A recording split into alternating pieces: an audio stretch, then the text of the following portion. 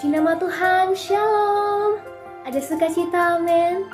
Mari sama-sama kita mengucapkan hadirat Tuhan. Kita mau mengucap syukur buat segala kebaikan Tuhan yang sungguh besar dalam kehidupan kita. Satukan hati, mari sama-sama kita berdoa. Bapa kami yang baik, kami sungguh bersyukur Tuhan buat cinta-Mu, buat kasih-Mu, buat anugerah-Mu yang sungguh besar dalam kehidupan kami. Dan saat ini Tuhan, kami mau datang bersatu hati untuk memuji menyembah-Mu, yang sertai dari awal, pertengahan, dan hingga akhirnya. Terima kasih Tuhan, sama-sama yang percaya kita katakan amin. Yesus, Kau sungguh baik. Yesus, nama-Mu indah. Yesus, ku cinta Kau selalu, ku tinggikan, ku agungkan selamanya. Yesus, Kau sungguh baik. Yesus, nama-Mu indah.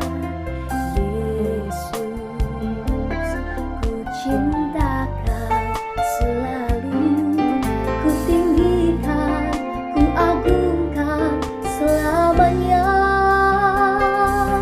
Ku mau memuji-Mu, ku selalu puji-Mu, ku mau menyembah-Mu, ku selalu sembah-Mu.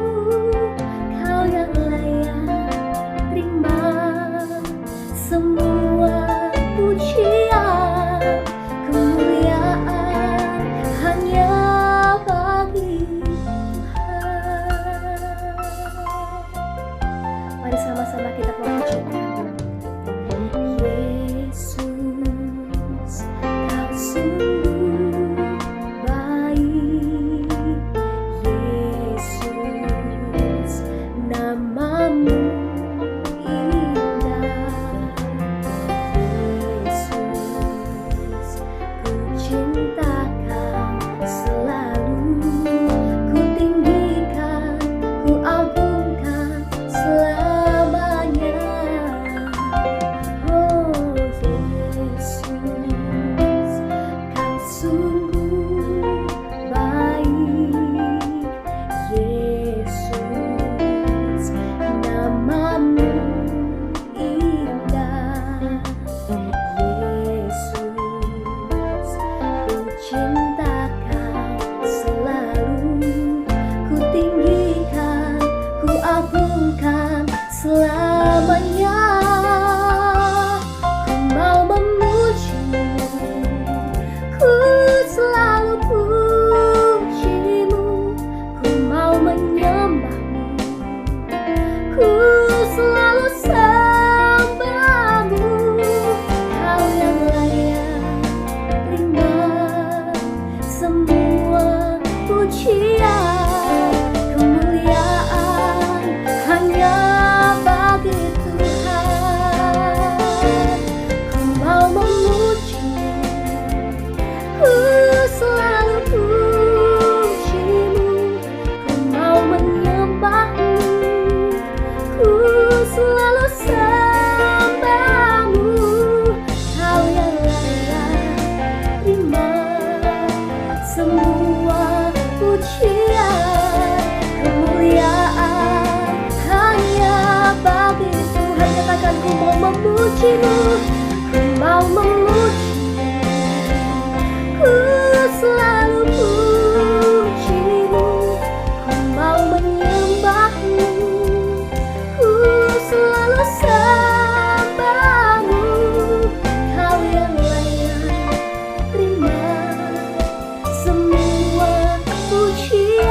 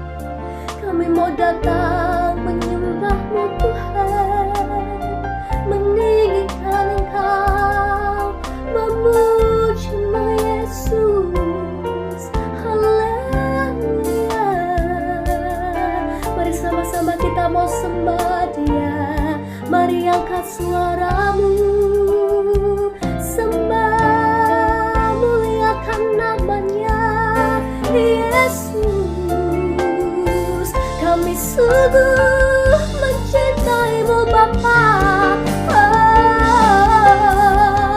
Engkau yang layak Bapa, Engkau yang kami sembah, hanya Yesus,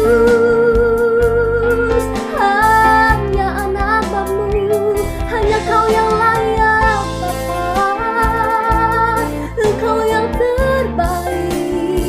Mari sama-sama kita mau sembah Dia. Mari angkat suaramu, katakan haleluya, haleluya, haleluya. Yesus, kami hanya mau meninggikan nama-Mu, sebab hanya Kau yang layak Bapa. Yesus, Engkau satu-satunya Allah kami yang bertata, yang berkuasa. Yesus,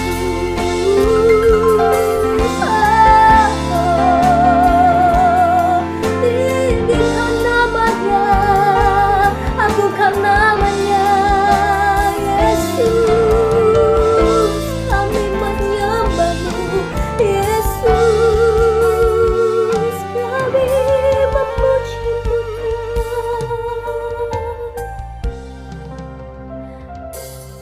Ku mau memuji-Mu, ku selalu puji-Mu. Ku mau menyembah-Mu, ku selalu sembah-Mu. Kau yang layak terima semua pujian, kemuliaan hanya bagi Tuhan. Oh, ku mau memuji-Mu, ku selalu puji-Mu. Ku mau menyembah-Mu, ku selalu sembah-Mu. Kau yang layak terima semua pujian, kemuliaan hanya bagi Tuhan. Kau yang layak terima semua pujian, kemuliaan hanya bagi Tuhan. Katakan Kau yang layak, Kau yang layak terima semua pujian, kemuliaan hanya bagi Tuhan.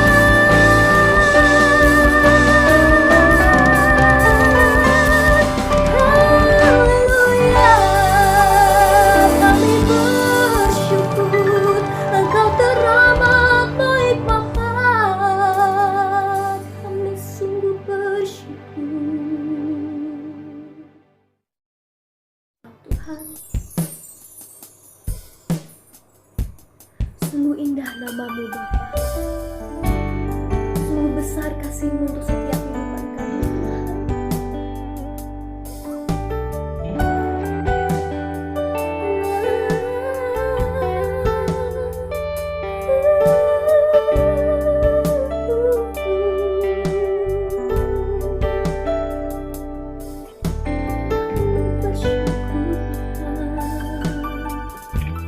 Mari sama-sama pujikan.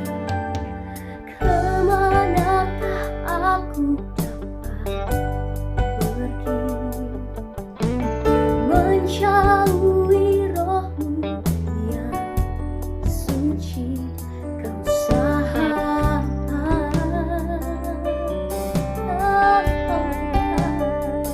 dan Kau dekat.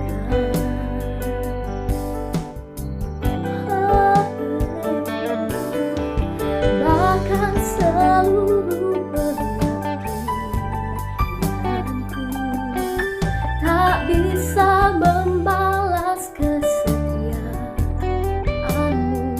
Sungguh mulia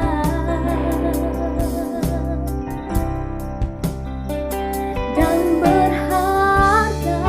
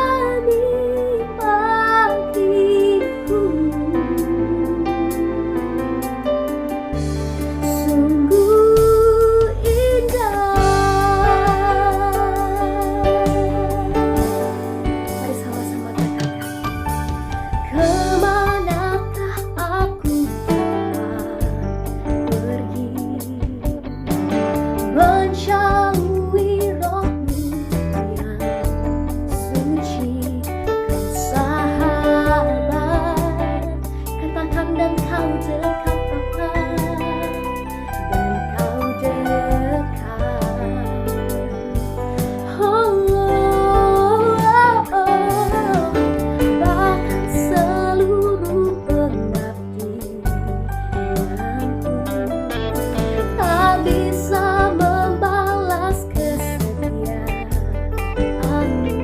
Sungguh mulia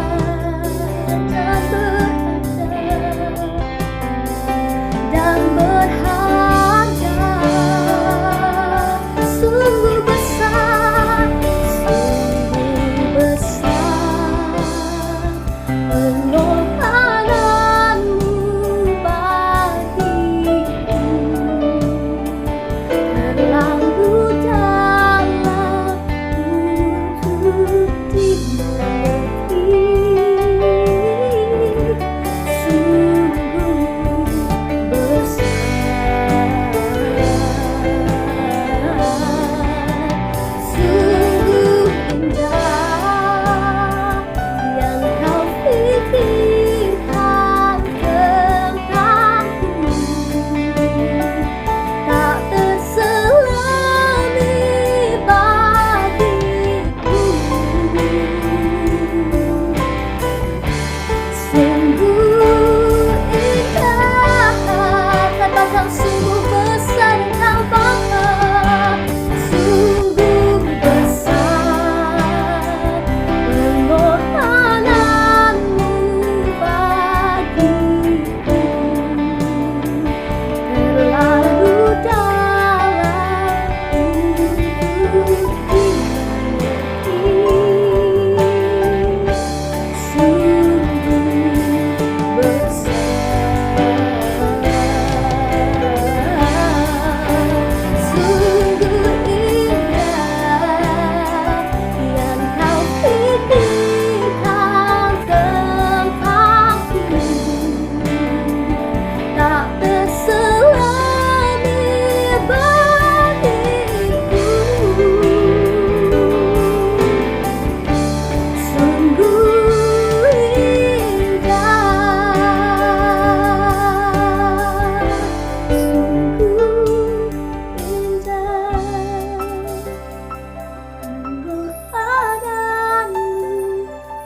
pengorbananmu bagiku,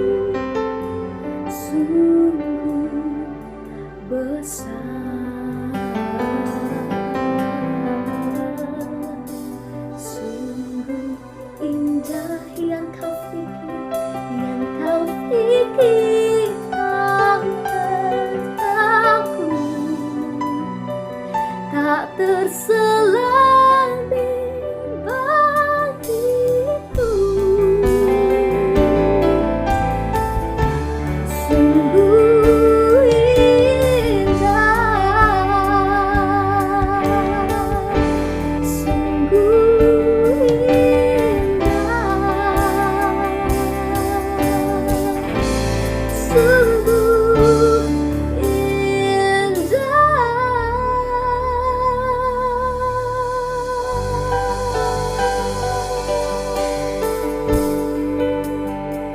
Kami sungguh bersyukur Tuhan untuk anugerah-Mu yang luar biasa.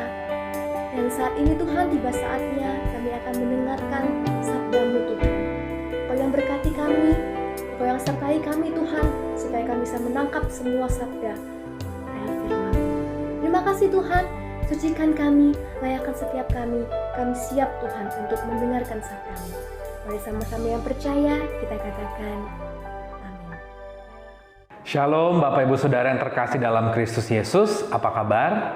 Saya senantiasa berdoa agar kita semua dalam keadaan baik, sehat, sukacita, serta tetap terus semangat. Kita mengucap syukur kepada Tuhan bahwa pada hari ini kita telah masuk di minggu kedua di bulan Februari, tepatnya di tanggal 14 Februari tahun 2021. Dan kemarin beberapa hari yang lalu, beberapa di antara kita merayakan Tahun Baru China, Tahun Baru Imlek. Saya mengucapkan selamat Tahun Baru Imlek buat kita semua. Dan semoga kita semua boleh dalam keadaan baik, sehat, dan apapun yang kita kerjakan, semuanya berhasil untuk hormat kemuliaan nama Tuhan. Mari sama-sama kita membuka kebenaran firman Tuhan pada hari ini, terambil dari Mazmur pasal yang ke-43, ayat 1 sampai dengan yang ke-5. Demikian firman Tuhan. Mazmur pasalnya yang ke-43 ayat 1 sampai dengan yang ke-5, demikian firman Tuhan. Berilah keadilan kepadaku ya Allah, dan perjuangkanlah perkaraku terhadap kaum yang tidak saleh. Luputkanlah aku dari orang penipu dan orang curang, sebab Engkaulah Allah tempat pengungsianku. Mengapa Engkau membuang aku? Mengapa aku harus hidup berkabung di bawah impitan musuh? Suruhlah terangmu dan kesetiaanmu datang, supaya aku dituntun dan dibawa ke gunungmu yang kudus dan ke tempat kediamanmu. Maka aku dapat pergi ke mesbah Allah, menghadap Allah yang adalah sukacitaku dan kegembiraanku, dan bersyukur kepadamu dengan kecapi, ya Allah, Allahku. Ayat 5 terakhir, mengapa engkau tertekan, hai jiwaku, dan mengapa engkau gelisah di dalam diriku? Berharaplah kepada Allah, sebab aku bersyukur lagi kepadanya, penolongku dan Allahku. Demikian firman Tuhan. Saudara terkasih dalam Tuhan Yesus Kristus, mari kita perhatikan di ayat yang ke-5, firman-Nya mengatakan, mengapa engkau tertekan, hai jiwaku?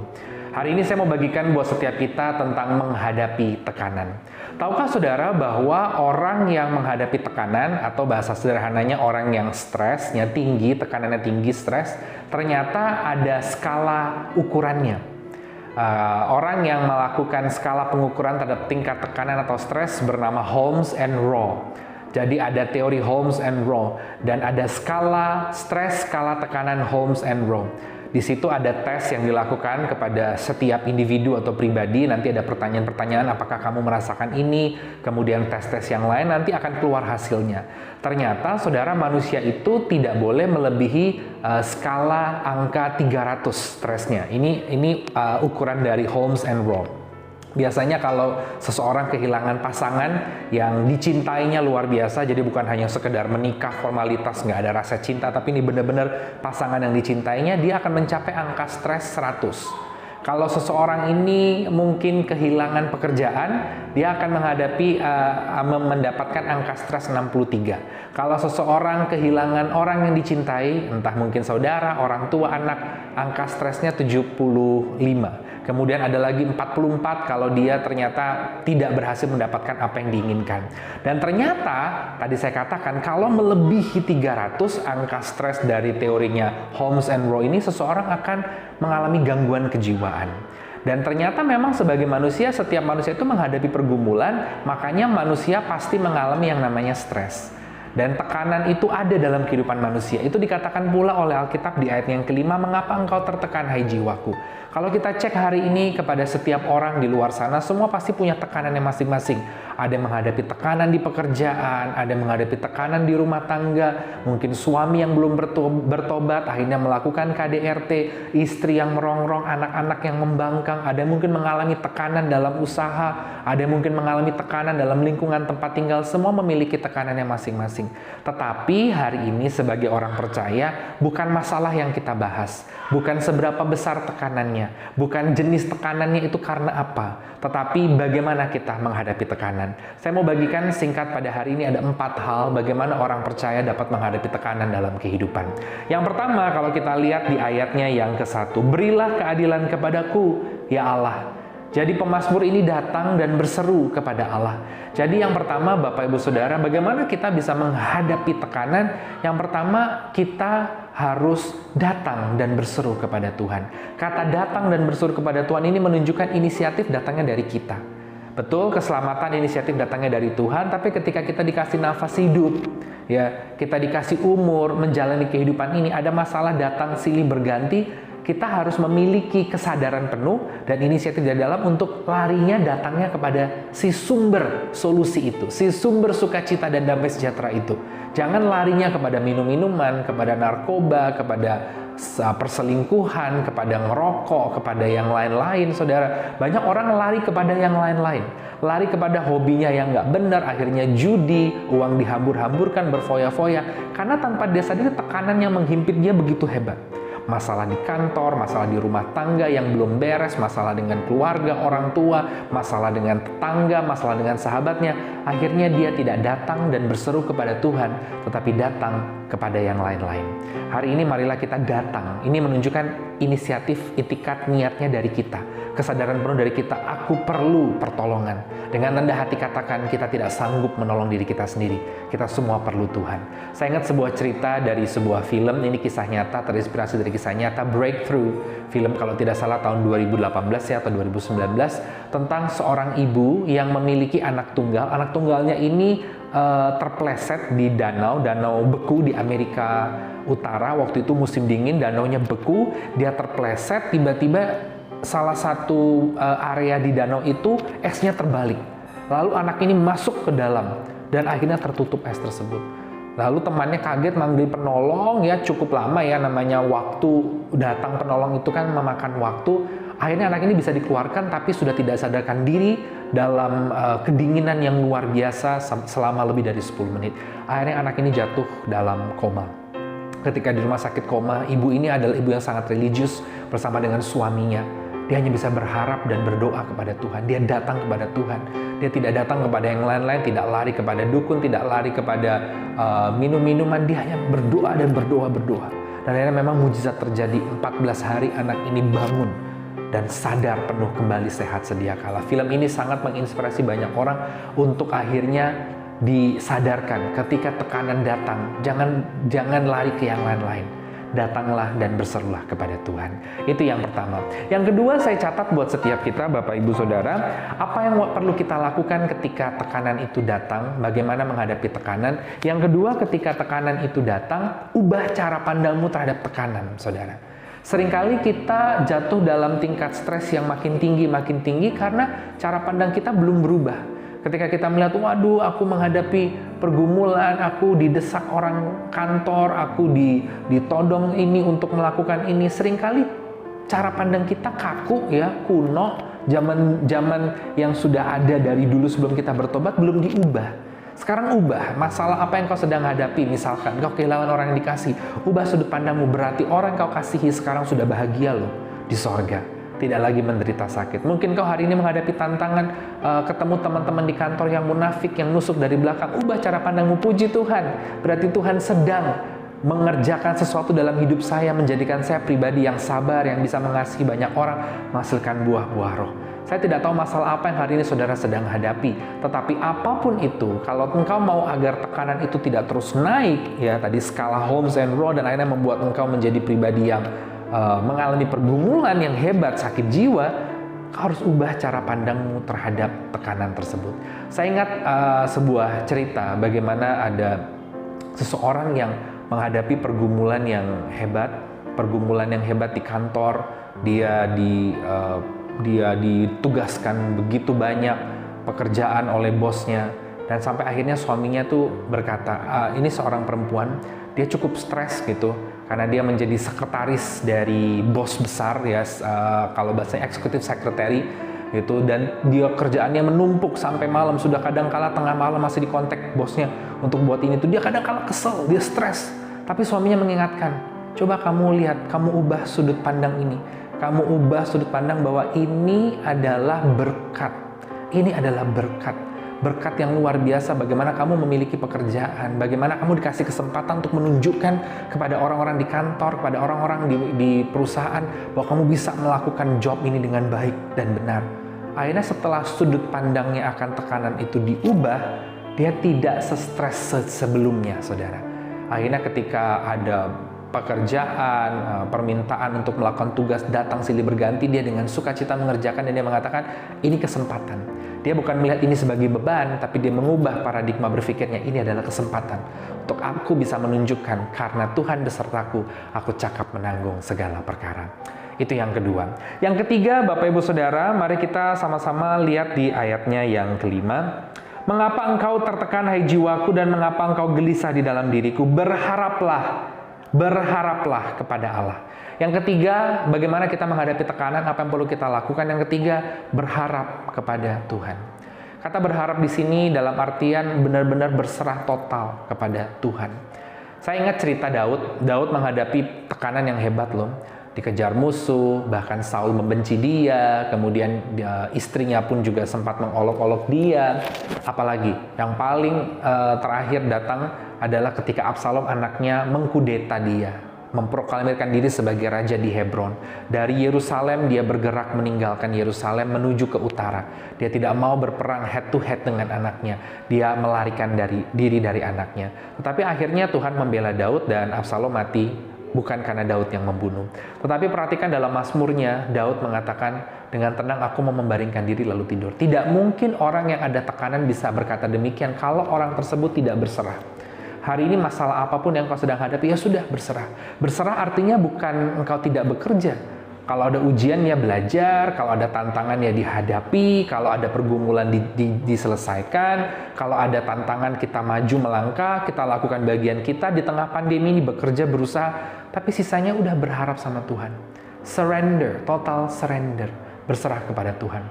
Saya ingat sebuah kesaksian tentang bagaimana ada seorang manajer hotel di Bali, yang industri pariwisata sangat terpuruk di Indonesia akibat pandemi ini, terutama di Bali. Bali itu pusat pariwisata yang pengunjungnya wisman dan wisatawan domestik itu cukup tinggi.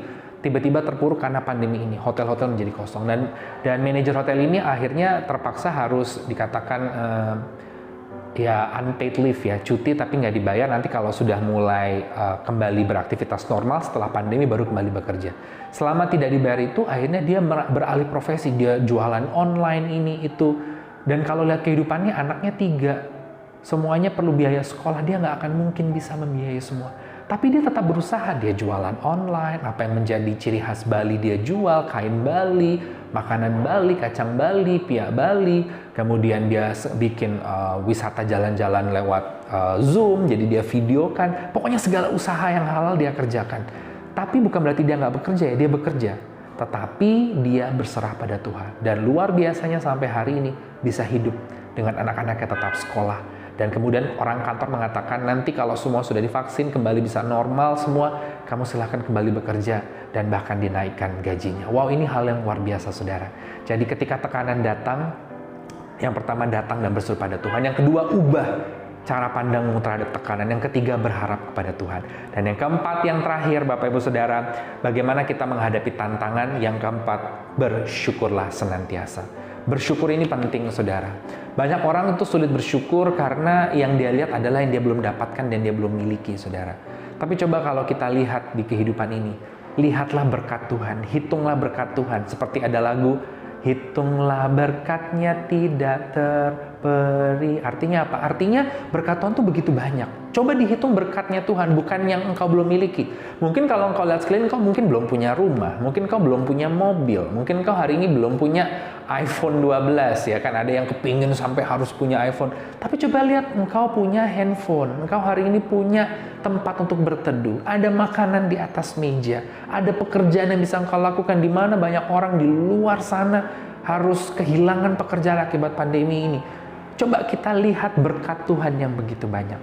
Saya pun sebagai hamba Tuhan, saya selalu belajar untuk melihat, oh iya berkat Tuhan begitu banyak ya.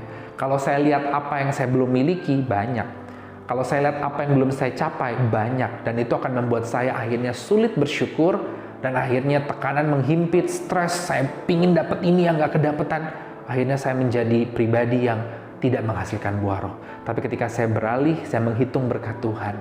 Terima kasih Tuhan untuk keluarga yang dari Tuhan, istri, anak-anak, untuk profesi saya melayani Tuhan, satu kesempatan, untuk kesempatan Tuhan boleh bawa saya boleh lihat itu semua saudara, itu berkat Tuhan. Saya sederhananya saja saudara, saya beberapa kali ke Israel tidak mengeluarkan uang dari diri saya pribadi sendiri. Semua berkat Tuhan. Kalau saya tengok itu suatu anugerah. Mungkin ada orang di luar sana yang sekalipun belum pernah gitu. Saya bersyukur saya pernah. Saya bersyukur saya lihat saya punya anak-anak yang mungkin anak-anak ada tingkat nakalnya ya, masing-masing ada bandelnya. Tapi saya lihat saya dipercayakan Tuhan anak yang cantik-cantik. Saya dipercayakan Tuhan keluarga. Saya memiliki istri yang menjadi penolong saya. Saya bisa ada di tempat yang ada atapnya, tidak kepanasan, tidak kehujanan. Akhirnya kalau kita melihat begitu banyak berkat Tuhan, kita bersyukur dan tekanan itu akan turun, saudara. Jadi saya berdoa, tekanan pasti ada dalam hidup, tetapi bagaimana kita menghadapi tekanan sebagai orang percaya, saya simpulkan ada 4 hal. Datang dan berseru kepada Tuhan, jangan lari kepada yang lain-lain. Yang kedua, ketika tekanan itu datang, ubah cara pandangmu terhadap tekanan. Lihat dari sudut yang berbeda. Yang ketiga, berharaplah kepada Tuhan. Dan yang keempat, jangan lupa untuk senantiasa bersyukur. Amin. Kita berdoa. Terima kasih Tuhan untuk firman yang boleh dibagikan buat kami pada hari ini. Meteraikan di dalam nama Tuhan Yesus. Dan biarlah firman tersebut tertanam, berakar, bertumbuh, dan berbuah. Hamba berdoa buat seluruh jemaat yang hari ini menonton dan mendengar program ini. Tuhan berkati mereka. Pekerjaan tangan, karir, usaha, bisnis, profesi, rumah tangga, pelayanan masa depan mereka diberkati. Dan bersama dengan jemaat hari ini kami berdoa bagi bangsa dan negara kami tercinta Indonesia. Pemimpinnya dari yang tertinggi Presiden Joko Widodo dan jajarannya semua ke bawah diberkati Tuhan. Kami berdoa juga Tuhan buat semua jajaran ke bawah, mulai dari Panglima TNI, Kapolri, Menteri-Menteri, birokrat, gubernur, wali kota, bupati di seluruh Indonesia. Kami berdoa Tuhan buat para pengusaha, para pegawai dan karyawan, para tenaga profesional yang hidup dari profesi mereka. Di tengah pandemi ini pemeliharaan Tuhan sempurna. Mereka yang ada di garda terdepan dalam pandemi ini Tuhan, bagi para tenaga medis dan relawan Tuhan berkati. Bahkan juga program vaksinasi bertahap kepada seluruh warga bangsa, Tuhan berkati berjalan dengan lancar. Kami juga berdoa bagi gereja-gereja Tuhan dan jemaat Tuhan di berbagai negara, secara khusus di Indonesia dan juga secara khusus gereja orang beriman kampus Surabaya. Jemaatnya, para pelayan Tuhan, programnya ke depan, kami serahkan ke tangan Tuhan. Terima kasih Tuhan untuk kebaikan anugerah Tuhan. Kami mau akhiri ibadah kami pada hari ini dan menerima berkat Tuhan. Mari saudara angkat kedua tanganmu, arahkanlah pandangan hatimu ke hadapan Tuhan dan terimalah berkat Tuhan. Kasih dari Allah Bapa di sorga, penyertaan cinta dan damai sejahtera Shalom dari Tuhan Yesus, serta persekutuan yang manis dengan Allah Roh Kudus menyertai kita semua hari ini sampai Maranatha, dalam nama Tuhan Yesus. Haleluya. Amin.